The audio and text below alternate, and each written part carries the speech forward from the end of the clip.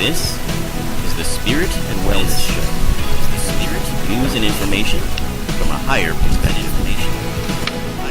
Your host, Harry Wilkinson.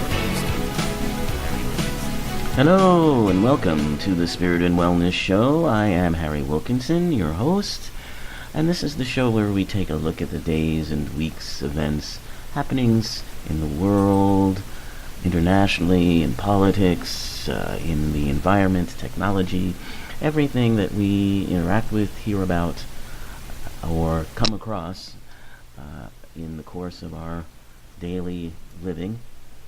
And we take a look at these stories and these situations from a higher perspective. And we take a step back and we take it into a meditative state, if you will. And we ask ourselves some important questions. What are these events saying to me? How am I reacting to them? What are they bringing out in me? And why did we create them? Because at the highest level, I call it the metaphysical level, but this was brought to my attention by a listener. You could also think of it as,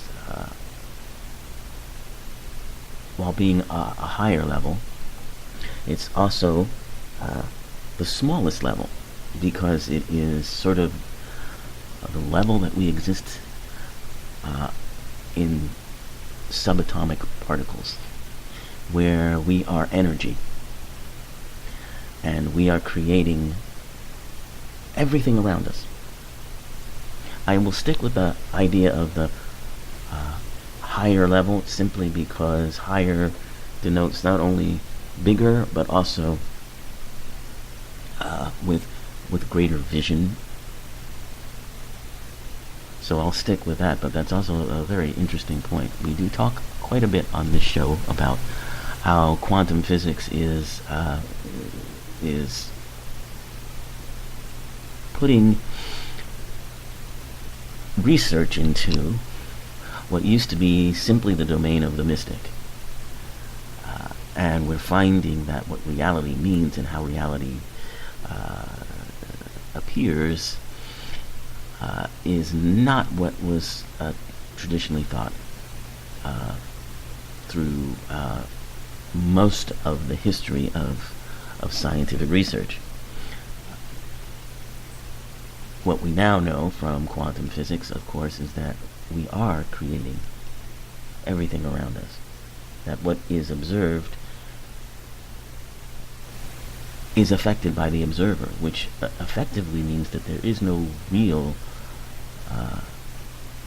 objective observation possible, because we're intimately connected with the thing which we are observing, and we may not be aware of it.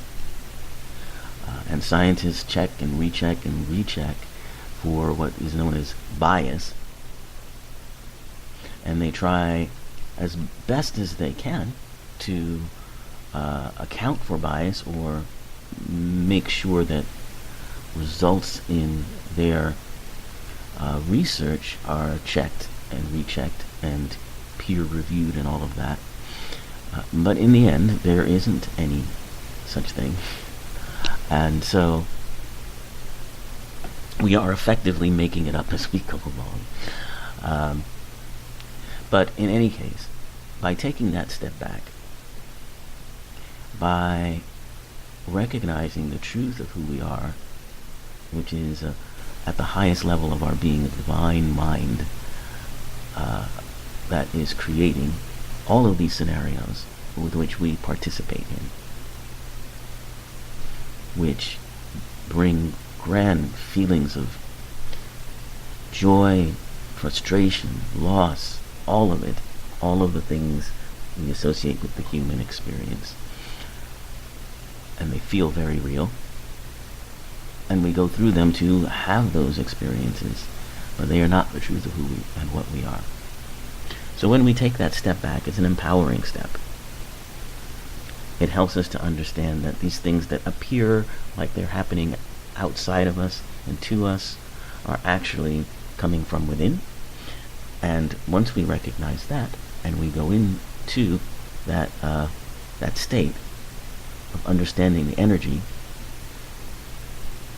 that we are and the energy that it took to create that situation, it changes. And it changes us. Puts us in a better frame of mind to deal with what is coming ahead. And I think of this technique, I think of this perspective as a wellness tool because increasingly what we come into contact with through the ever-expanding range of media that we have, whether it be from your cell phone or from your satellite radio or from your 24-hour news network or whatever it happens to be, increasingly exposure to these things can cause stress, unhealthy stress, and can trigger the stress response. Stress response in our bodies is also known as the fight or flight response. And when the stress response is triggered, the body shuts down to a certain degree. In other words, the body prepares itself for a fight, and so all energy is put into being prepared for that fight. This takes energy away from the immune system and can leave people vulnerable to illnesses and such and so forth. And it's quite possible for your stress response to be triggered without you really knowing it, or we become so used to it that we don't think of it as something that is something we should be avoiding until it adds up and we get sick. And so this tool, this technique of taking that step back and looking at, just in simpler terms, I guess, looking at it from the bigger picture, the larger picture, it helps us to stop the stress response and to trigger the relaxation response. The relaxation response is what triggers healing, what helps the immune system.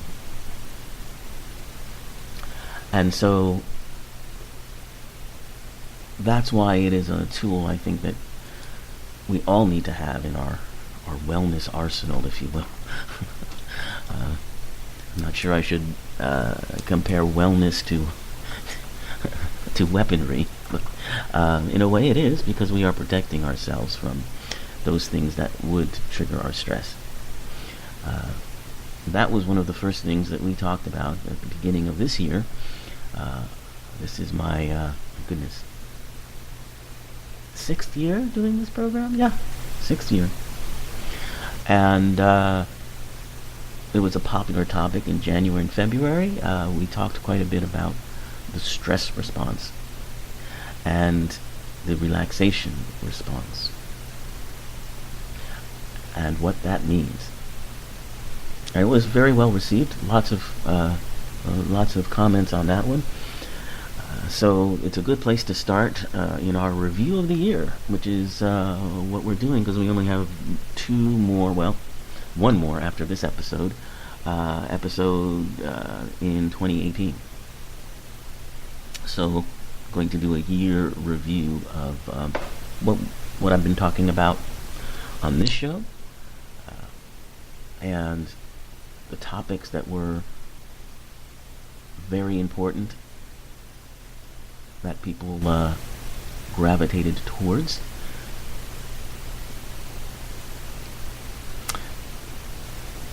And one of the big topics, the beginning portion of the year, had to do with being alone. I did a two-part episode on the positive benefits of being alone and how being alone has been demonized. We've been taught to think of it as something that is not desirable, that is antisocial, all of those things. But we talked quite a bit about healthy ways to reclaim your alone time and how that alone time can really keep you healthier, if you will. So on being alone, we talked about several books on the subject.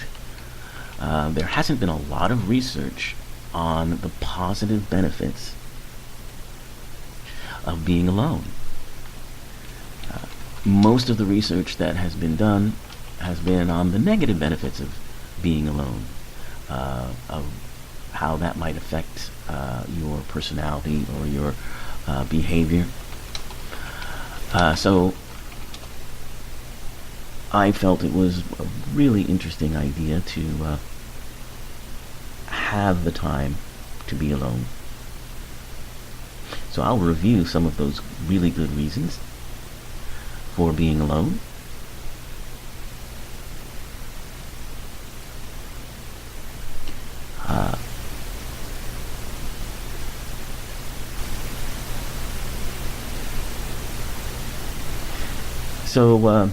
So there are a couple of really good books on that subject, as I mentioned. There are a couple of good articles too, which we talked about.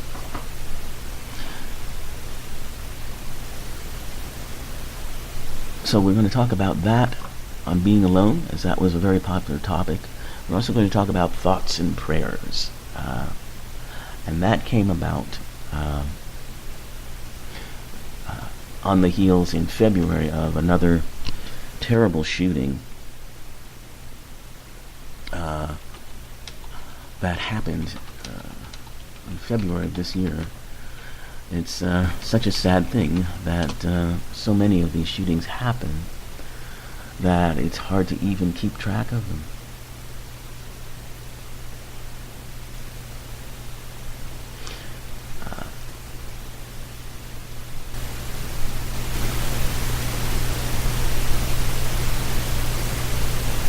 But yes, in February there was this terrible shooting that occurred in Parkland, Florida, where 17 were killed at a high school